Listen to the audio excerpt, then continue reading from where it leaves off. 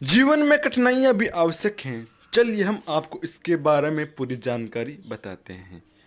किसी भी महापुरुष का जीवन उठाकर देख लीजिए, वह कठिनाइयों का एक जीता जागता इतिहास मिलेगा।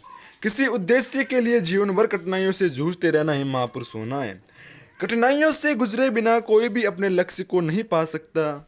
विद्वानों का कहना है कि जिस उद्देश्य का मार्ग कठिनाइयों के बीच से नहीं जाता, उसकी ऊंचता में संदेह करना चाहिए। ऐसा नहीं कि संसार के सारे महापुरुष असुविधापूर्ण परिस्थिति में ही जन्मे और पले हो।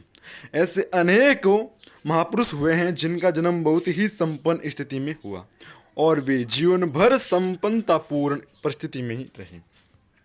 यदि वे चाहते तो कठिनाइयों से बचकर भी बहुत से कार्य कर सकते थे, किंतु उन्होंने वैसा नहीं किया। जो असुविधापूर्ण परिस्थिति में रहे, उन्हें तो कठिनाइयों का सामना करना ही पड़ा। साथ ही जिन्हें किसी प्रकार की असुविधा नहीं थी, उन्होंने भी कठिन कामों के हाथ में लेकर कठिनाइयों को इच्छापूर्वक आमंत्रित किया। वास्तव में बात यह है कि कठिनाइयों के बीच से गुजरे बिना मनुष्य का व्यक्तित्व अपने पूर्ण चमत्कार में नहीं आता और न ही सुविधापूर्वक पाया हुआ सामान्य व्यक्तित्व किसी को पूर्ण संतोष देता है। कठिनाइयाँ एक ऐसी खराद की तरह हैं जो मनुष्य के व्यक्तित्व को तराश कर चमका दिया करती हैं। कठिनाइयों से लड़ने और उन पर विजय प्राप्त करने से मनुष्य में जिस आत्मबल का विकास होता है, वह एक अमूल्य संपत्ति होती है, जिसको पाकर मनुष्य को अपार संतोष होता है। कठिनाइयों से संघर्ष पाकर जीवन में एक ऐसी तेजी उत्पन्न हो जाती है जो पथ के समस्त झाड़ झंखाड़ों को काट कर दूर कर देती हैं। एक चट्टान से टकराकर बढ़ी हुई नदी की धारा मार्ग के दूसरे अवरोध को सहज ही पार कर जाती हैं। अपने व्यक्तित्व को पूर्णता की चरमावधि पर पहुंचाने के लिए ही भारतीय ऋषि मुनियों ने तपस्या का कष्ट साध्य भी जीवन अपनाया।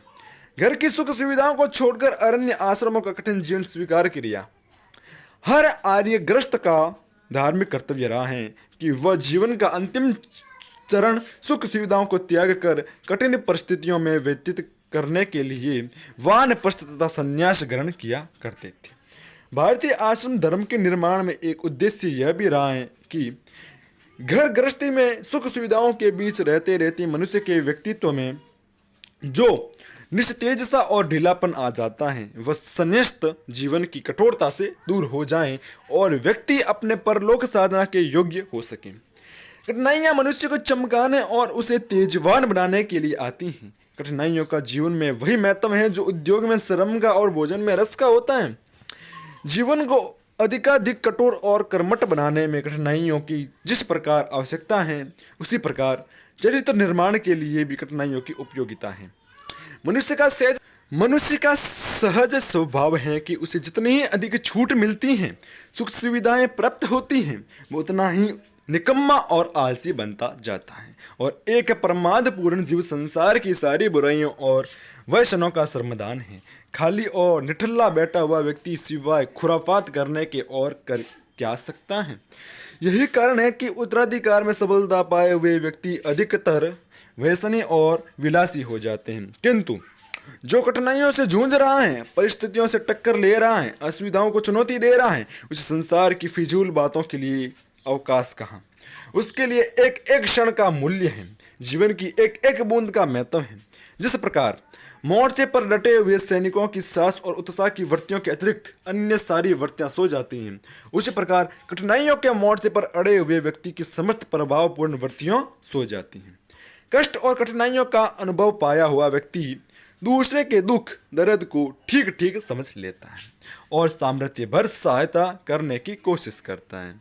उसमें सहानुभूति, सौहार्द, सहयोग तथा संवेदना जैसी देवी गुणी आ जाते हैं। कष्ट पाया हुआ व्यक्ति दूसरे को सताने और दुख देने से डरता है। कष्ट और कठिनाइयाँ मनुष्य के अहंकार को नष्ट करके उसमें विनम्रता, श्रद्धा और भक्ति के भाव भर देती हैं।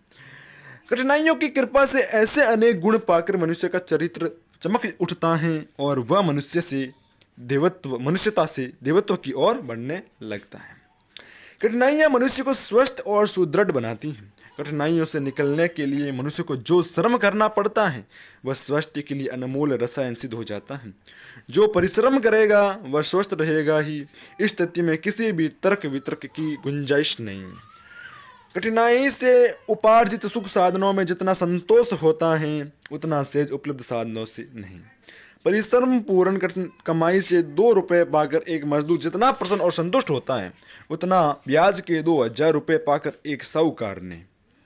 कठिनाइयाँ मनुष्य जीवन के लिए वरदान रूप ही होती हैं, किंतु इन अमोघ वरदानों का लाभ वही उठा सकता है जो इनको संभालने और वहन करने की सामर्थ्य रखता है, अन्यथा वह बोझ बनकर मनुष्य को कुचल भी देती हैं।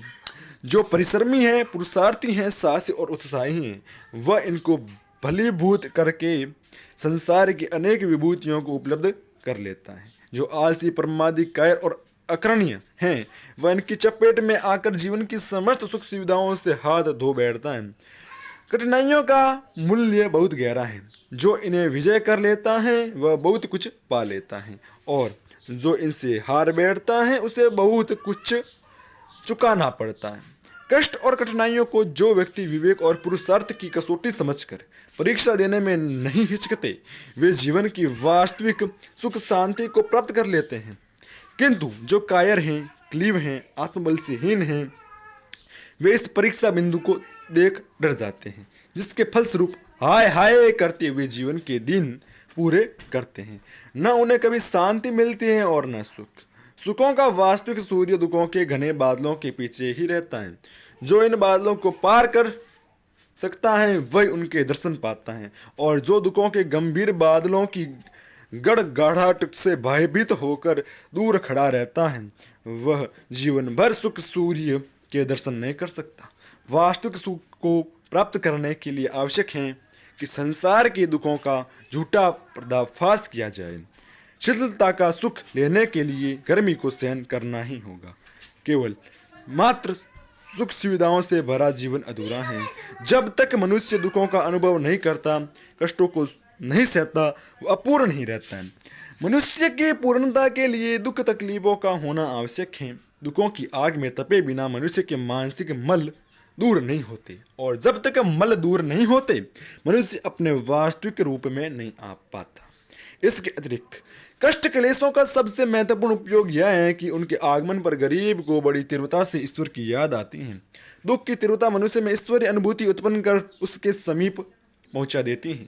कष्ट और क्लेशों के रूप में मनुष्य अपने संचित कर्म फलों को भोगता हुआ सने सने पर लोक का पथ प्रशस्त किया करता है।